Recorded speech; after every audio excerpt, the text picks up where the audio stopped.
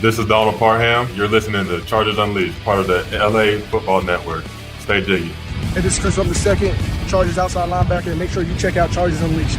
Shout out to Chargers Unleashed, Sebastian Joseph Day, you know the vibes, we outside. You checking in with Mike Williams from the LA Chargers, and you're tuning in to Chargers Unleashed. You're listening to the Chargers Unleashed podcast with your host, Dan Wolkenstein and Jake Hefner.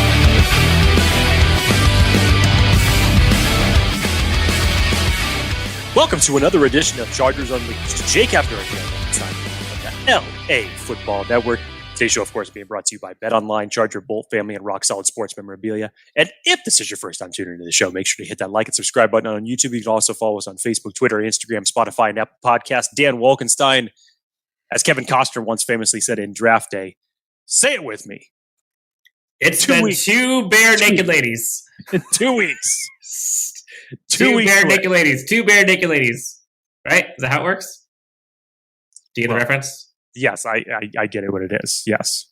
You said that same thing last year. And the year before, and the year before, and the year Which is why I remember, when you first mentioned that 3 years ago, I didn't have one fucking clue what you said. It's been one. Yeah. Anyways, Jake, how are you, my friend? I'm just trying to pass the time. All right, well, we're going to try to pass the time well today. Fun episode. We're going to kind of shift gears a little bit, although I'll stay a little bit on brand for NFL Draft. But this time, we're going to focus on the 2022 NFL Draft and look at which sophomore Los Angeles Chargers need to step up the most in order for this Chargers team to succeed in 2023. Lots to get into. This is a fun episode. Before we get into that, Jake, over or under? Let's pick. I'm going to go over under 3.5 games played by a one JT Woods in 2023. Let's just say for Tom Telesco's sake, it better be over 3.5. Let's say that much. What are you taking? I'll say that I'll be optimistic and I'll say the over. All right. Good season for JT Woods coming, or at least improved season, I should say. Hopefully. Okay. But anyways, before we get into things, I want to remind you guys real quick that BetOnline remains your number one source for all of your sports betting needs this season. Always find the latest odds, team matchup info, player news, and game trends over at BetOnline. So head on over to betonline.ag to join and receive your 50% welcome bonus with your first deposit. Make sure to use that promo code BELIEVE, that's BLEAV, to receive your rewards. BetOnline, where the game starts. So I think, Jake, we got to start this thing off before we even talk about the players, before we go any further. For folks who have not seen it, go check out social media on Chargers Unleashed. You can see it on Instagram, Facebook, as well as on Twitter. We've got a giveaway coming up here the day before the draft. The Slayer himself, Keenan Allen, powder blue, signed custom Los Angeles Chargers jersey. All you got to do is follow us on social and subscribe on YouTube, and then show a screenshot. That's all you got to do to win or to earn a chance to win a signed Keenan Allen custom jersey, powder blue. Jake, so who steps up in year 2? This is an interesting discussion. When you go back and look at this 2022 draft class, remember, in your round 1, you went and got Zion Johnson. Round 2, you got Khalil Mack, i.e. basically traded for Khalil Mack. Round 3, JT Woods. Round 4, Isaiah Spiller. Round 5, Otito Ogbonnia. Then Jamaree Salyer, Jazeer Taylor, Deane Leanard, and Zander Horvath. Now, again, I want to preface this, and we're going to be specific here. Which sophomore Chargers need to step up the most in order for this team to be successful in 2023? Step up is the key word. So I would say there's a few here that I think are not necessarily as important as others, but we're going to get into it. I think, for example, Zander Horvath. I think he can improve year over year. I don't necessarily think that they need him to step up for this team to succeed in 2023. In my opinion, Jamaree Salyer now in his essential rookie year as a guard in the NFL. We haven't seen that. Gonna need to step up. So as we go through these, just kind of use that as a, I don't know, as a, what's the word I'm looking for, Jake? Use it as a parameter. Barometer? Barometer. There you go. Parameter, barometer. Jake, so 2 years for these players now. What are your thoughts on this draft class last year? They hit on Zion Johnson. I expected more. I expected more. And the best way to probably describe this draft class right now is kind of as an incomplete, because we all loved the round 1 selection of Zion Johnson leading up to the draft, probably at that 2-week mark before everything went down. This is where the biggest focus to really hone in on that became for the Chargers, that really kind of got the sense like, okay, if he's there, because of the tackles that were probably going to be off the board at that point in time, it felt realistic that the Chargers were going to go Zion Johnson. And thankfully they did, because there was that right tackle that nobody wanted from the Chargers standpoint. Rhymes with Schmever Schmenning. Yes. And it was between him and Zion Johnson. And I know that we were at my draft party last year, and there was a whole slew of us just kind of like, oh, our heart skipped a beat. Please just do the right thing. We were all doing like the Ricky Bobby, just like, dear Jesus. I'm sure myself, as well as collective Chargers fans everywhere, were doing the exact same thing. And thankfully, they made the right selection. And then you really had to wait. And like, this is why, Dan, I hate trading picks. I don't even care for the fact that it was for Khalil Mack last year, because to watch the talent that went off the board in the second round, and then ultimately what you ended up selecting in the third round, felt pretty damn sour. Were any of them as good as Khalil Mack? Any? Yes or no? Yes or no? Yes or no? You could have found somebody in round 2 that could have contributed to the level of Khalil Mack, in my opinion. How about draft a damn receiver so you weren't in the mess that you're currently in right now? But again, all the receivers early on, we saw, remember, that was the year that like all the receivers went. But regardless, hindsight 2020. I get Khalil Mack was a stud. He literally, if we didn't have him last year, there was no edge presence at all. I'm not taking away the contributions of Khalil Mack. I'm just saying in general, I get it. Jake's coming out with hot takes, man. This is wild. Khalil Mack probably could have had a better year had Joey Bosa been able to stay healthy last year. Yeah, that's true. Let's admit that. But Khalil Mack was really the only edge rushing presence that you had for a good majority of the year. But yes, this is why I hate trading away draft capital, because you have to sit. And then when you don't end up capitalizing on round 3, you look at day 2 of the draft for the Chargers, and it really felt like a swing and a miss initially with the selection of JT Woods, because he was barely utilized, and people knew that when he was selected that he was going to be a project, a common term in the Tom Telesco area, project.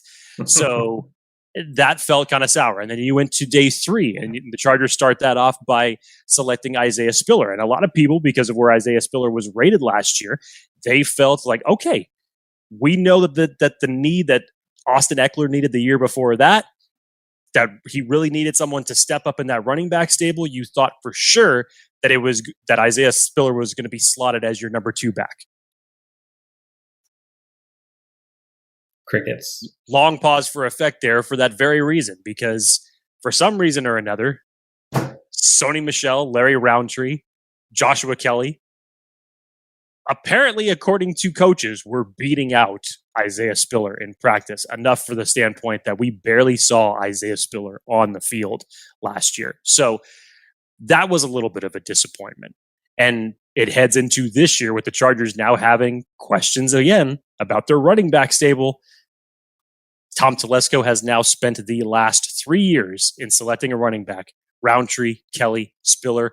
Is he about to make it number 4 in a row that he is going to select a running back?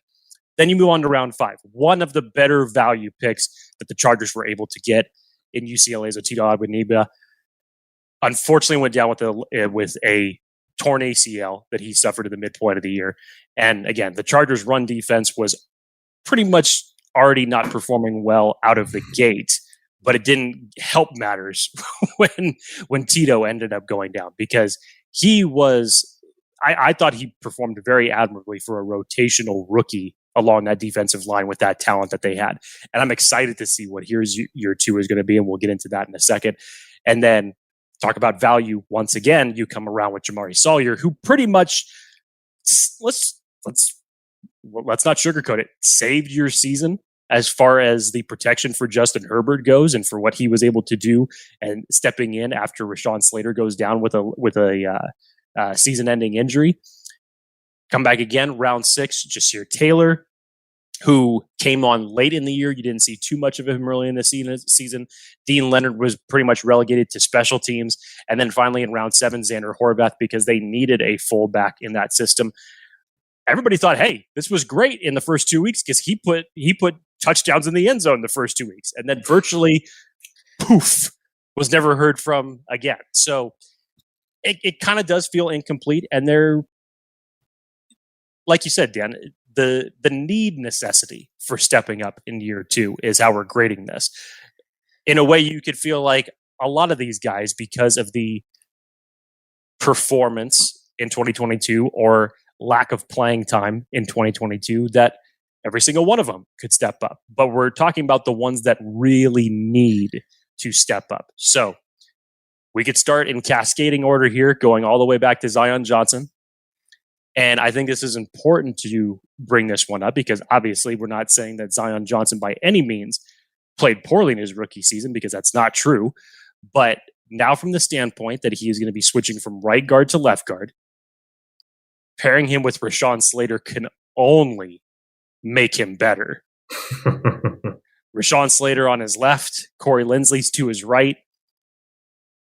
That's pretty nice to be a middleman in that part of the offensive line. But even how he scored, Dan, scored very well as a run blocker in his rookie season. I thought even his pass rushing grade wasn't bad. Wasn't the best, but it wasn't terrible. And I think just from him coming out the way he looked as a rookie, and now inserting him next to Rashawn Slater, is only going to make him better. But as much turnaround as there has been on this offensive line, you finally feel like you have a stable of 5 as your best guys moving forward that are going to be able to keep your quarterback upright. Which, sidebar, I hope it turns into like stable of 7. Like, they need to keep it more than 5. But I digress. I define as step up as someone who you either did not see much of or at all last year that needs to wildly improve, or someone who maybe switch positions or something. So when I think of like who needs to step up, I think there's like 2, classes, if you will. Like, there's a Zion Jamaree Salyer.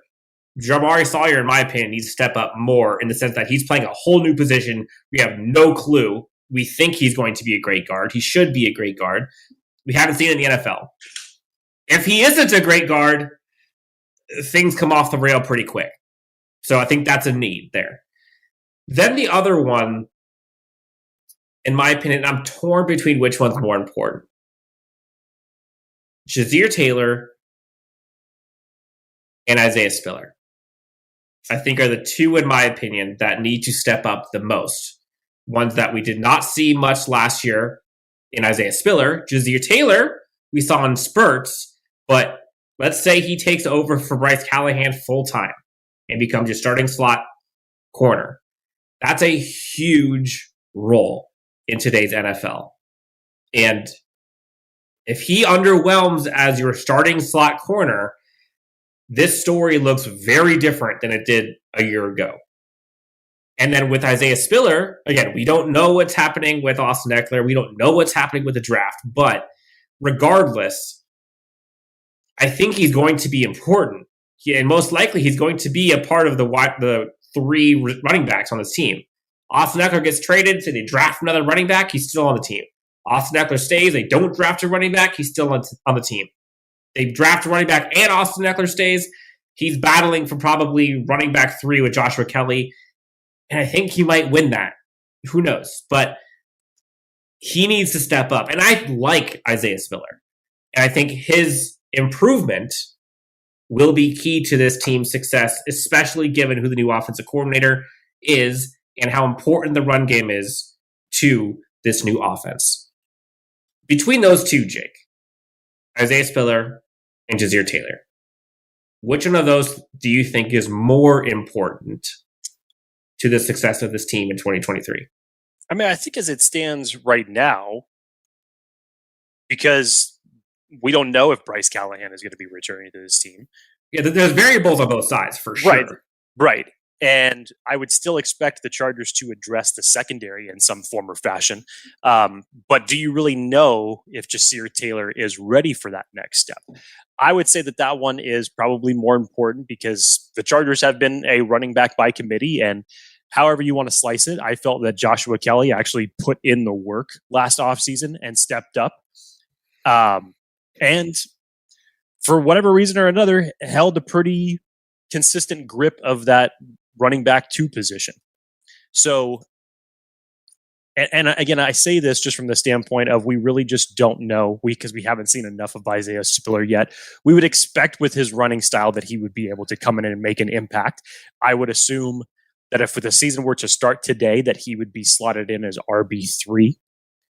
So I'm not really sure what to expect from him. And of course, this again weighs into the whole aspect of if Bijan Robinson ends up falling to the Chargers at 21 and the Chargers pounce on that, what does this make this running back stable look like now? And this is even with Austin Eckler on the team. Dan, remember when Matt Millen drafted 3 wide receivers in consecutive drafts? Remember when he did that when he was the Lions GM way back when? Honestly, I don't, but I believe you. It's okay. I know I'm old as shit, and I probably just aged myself by even talking about that. But Tom Telesco is basically, pardon me. Jake's got like a frog in his throat. He's muted. I'm going to put some sound on this. That way Jake can go. Jake, you made it. You're back. Ooh, I got nervous for a second. What I was trying to say. Lose you. Look, that's how got flustered, disgusted. What I was about to say has made me.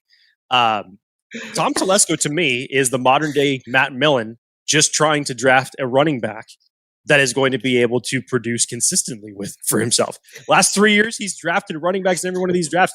Are you really going to draft number 4? Now, I'm not saying by any means that Bijan Robinson is not worth it. Bucks the trend of drafting a running back in the first round, no doubt about it. But Dan, at some point, you got to get this crap right. And there are so many, I guess, I don't want to say consequences because obviously a talent like Bijan Robinson and drafting him is not necessarily a bad thing. But again, for what the Chargers need, you're going to have to maneuver that now because running back isn't necessarily the biggest need that you have on this team. And if it's virtually a luxury. And if you choose to go a BPA route like that, what does that turn the rest of your draft into? So between the two, I would say as it relates to who has the better chance to get more playing reps in 2023 right now, today, I'd say it's going to be Jamaree Salyer. I think you're right.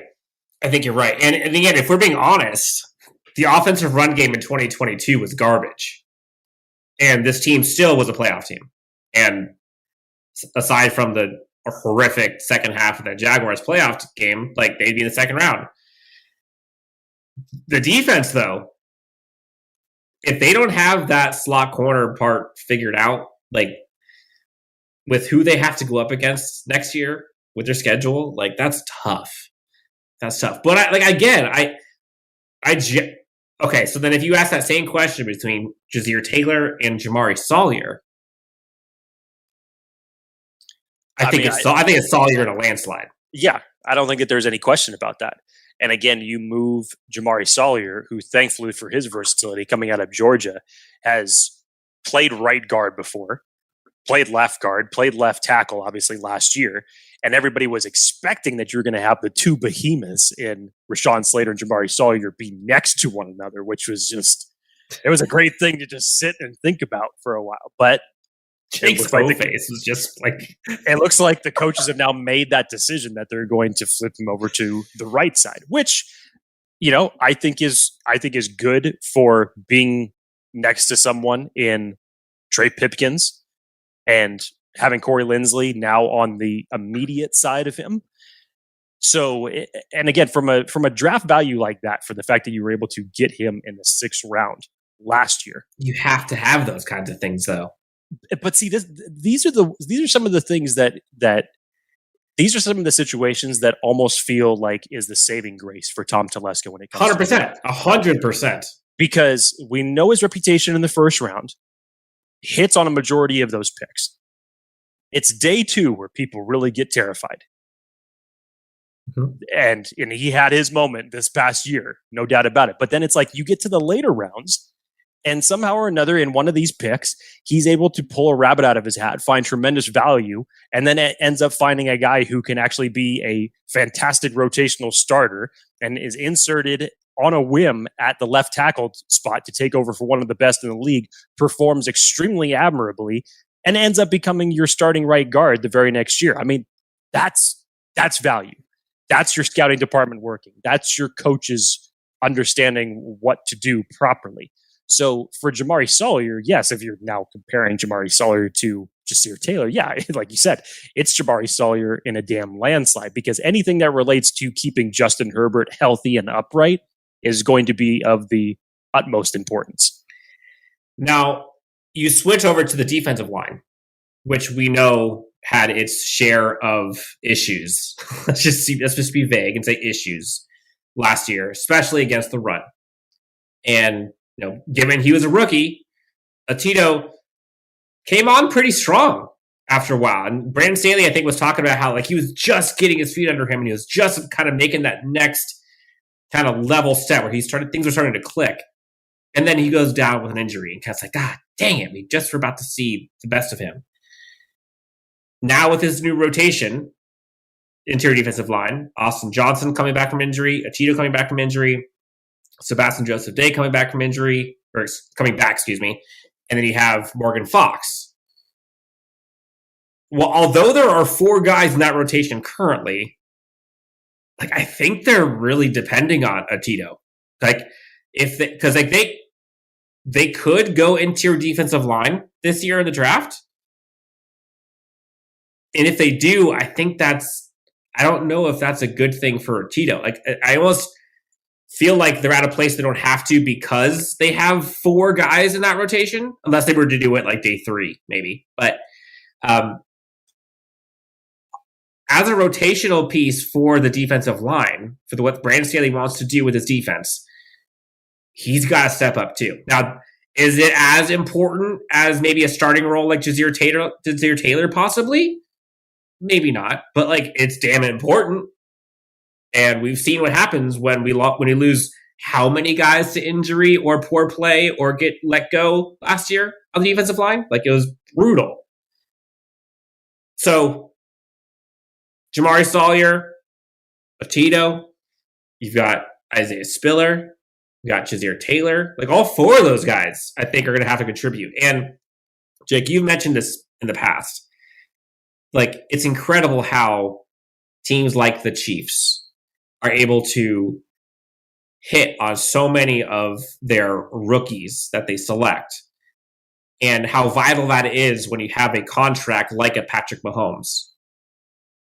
The Chargers haven't gotten many of those, and they have a ton of top-end talent on this team that are taking up a boatload of money. They're not going to be able to keep that long-term when you have Justin Herbert about to get paid. And so guys like the ones we're talking about now on cheap relative contracts are going to be so important and are going to be vital to Tom Telesco being able to stay a GM for the Chargers. Because if they keep missing, they're going to keep failing when times get tough. And that's just simple math.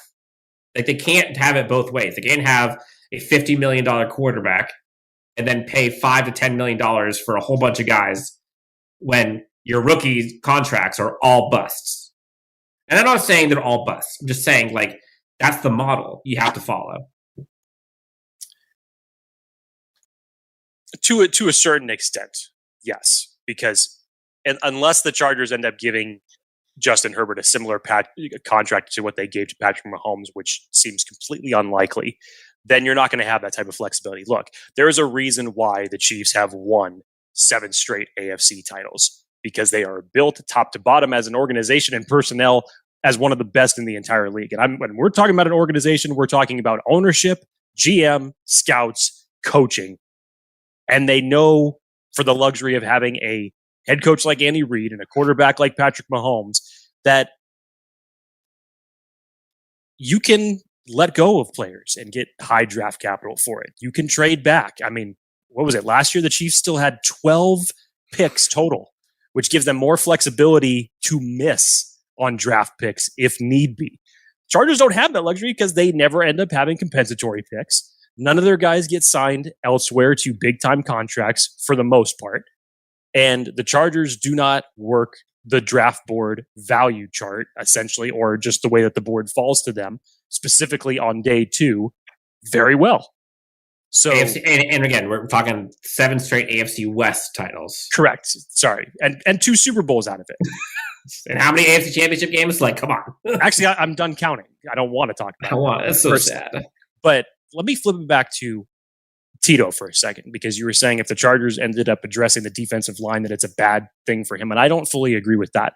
I think that the first thing that Jay Rodgers should be putting up when the Chargers end up returning back to camp is basically a sizzle reel of all the 40-yard rips that opposing offenses were going off against them.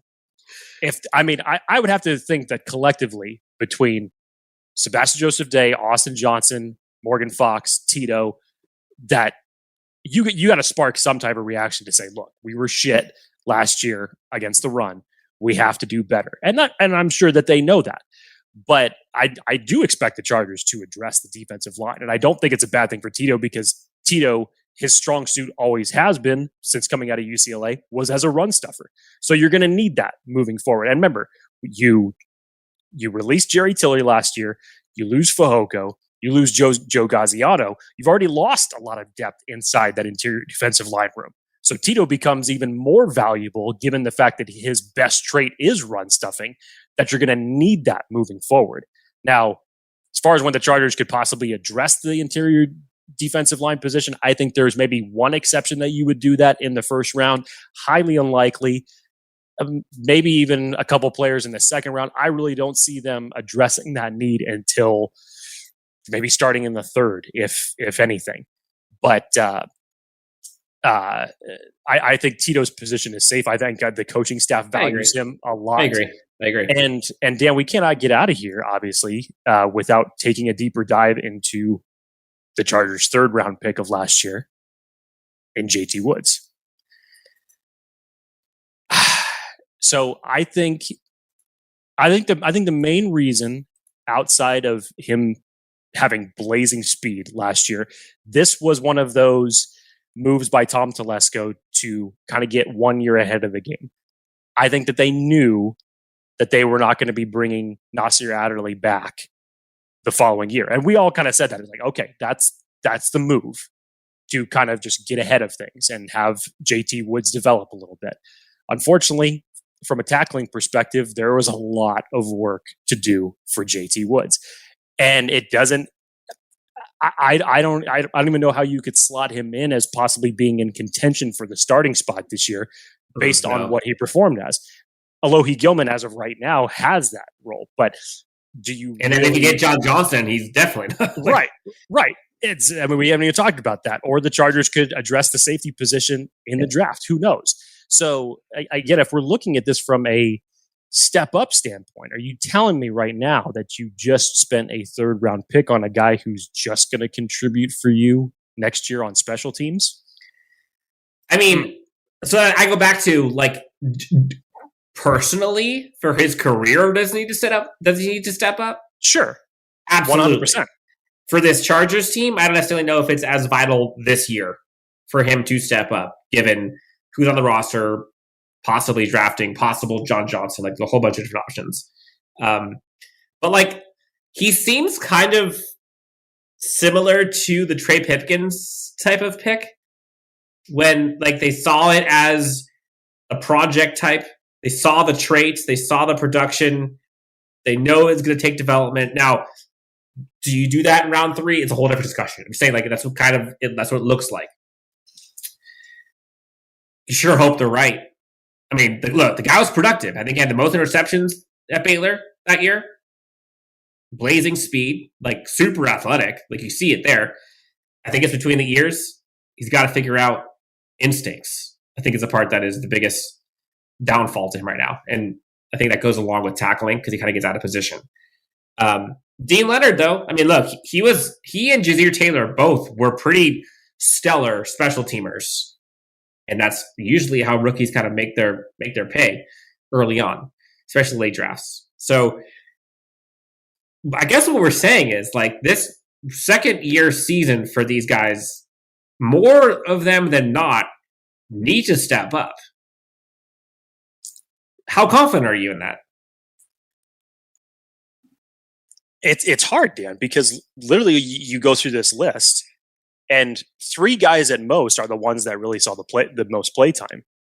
That's between Zion Johnson, Jamaree Salyer, Tito. They were the ones that made the most impact. And you could say Zander Horvath for just the fact it's like, okay, he's the only fullback on the roster. He played those starting. That's fine.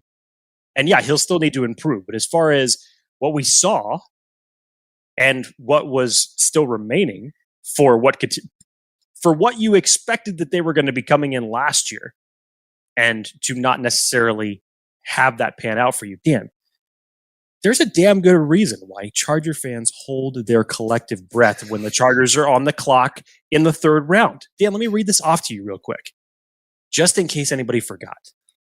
JT Woods in the 3rd. Year before that, it was Josh Palmer, Trey McKitty. I think one of those was a good selection. One. The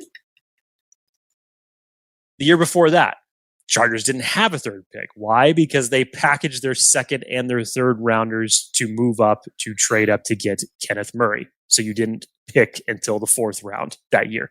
The year before that is when you selected Trey Pipkins. The year before that was Justin Jones.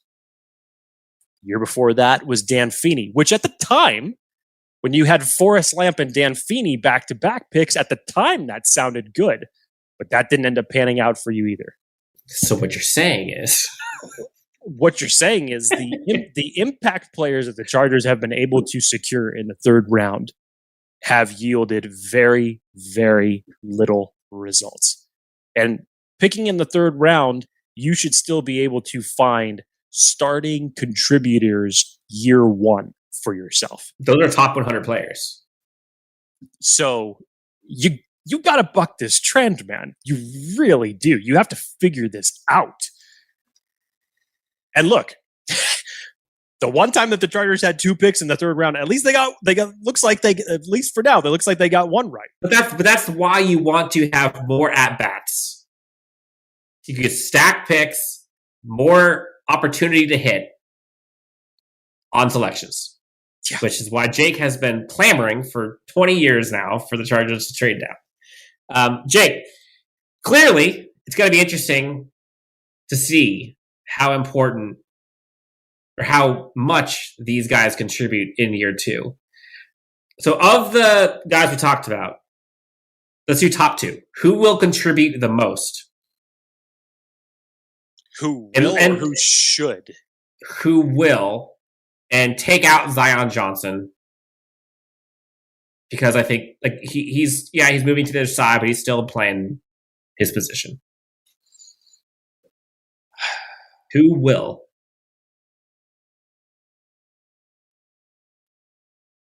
Today,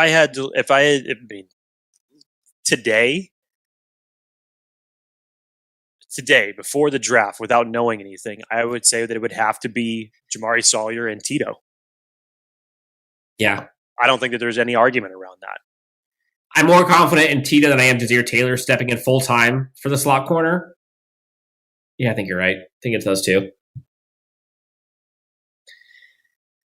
This is why the draft is so important. And we are 14 days away from the Chargers 2023 selections beginning. Now, Dan, let me ask this question. Now that we just recapped this, considering what the Chargers did last year in the draft, does that make you feel? Gosh, I knew you're gonna rain on my parade. I was all excited about this draft. Now I'm like, no, hang on, I'm not even done.